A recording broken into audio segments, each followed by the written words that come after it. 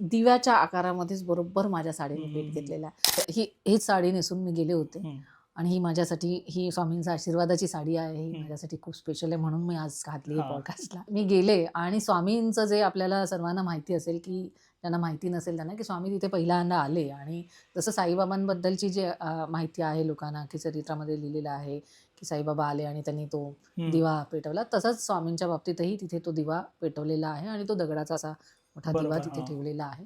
तर तिथे मी आणि पादुका पण आहेत. तर तिथे जसं मी माथा टेकवला आणि माथा टेकवल्यानंतर माझ्या मनामध्ये मी एकच प्रार्थना माझी होती की स्वामी हे दिव्याचं जे नाव तुम्ही दिलंय आणि जो काही दिवा आयुष्यात लोकांच्या करायचा हे स्थान निर्माण होतंय, मठ माझा निर्माण होतोय, तर तुमचा आशीर्वाद असू द्या आणि मला हे आहे हे मी संकल्प तुमच्या चरणी अर्पण करायला आज सगळ्यांसोबत आलेली आहे. हा संकल्प माझा पूर्तीसाठी आशीर्वाद आहे.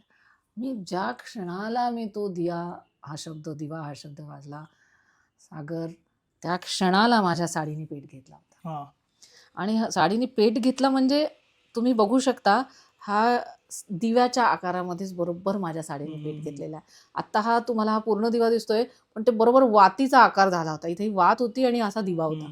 म्हणजे अशा प्रकारे स्वामींनी आणि समोर बाजूला रणधीर सर होते, ते पुढे आले आणि त्यांनी विझवली. पण ज्या क्षणाला मी दिवा म्हटलं, त्या क्षणाला माझा दिवा व्हावा आणि स्वामींनी ह्या साडीवर बाकी कुठेही काही झालं नाही. फक्त हा दिव्याचा पेट घेतला गेला साडीचा.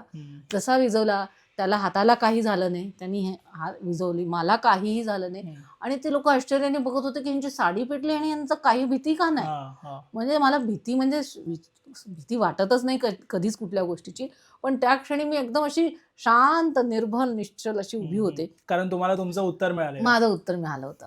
आणि मग जेव्हा हा दिव्याचा आकार दिसला त्यावेळेला तुम्हाला मी सांगते, रणधीर तर रडायलाच लागले. ते म्हणायला लागले, मॅडम हे आमच्या समोर जे झालंय ते आमच्यासाठी अकल्पित अशी गोष्ट आहे.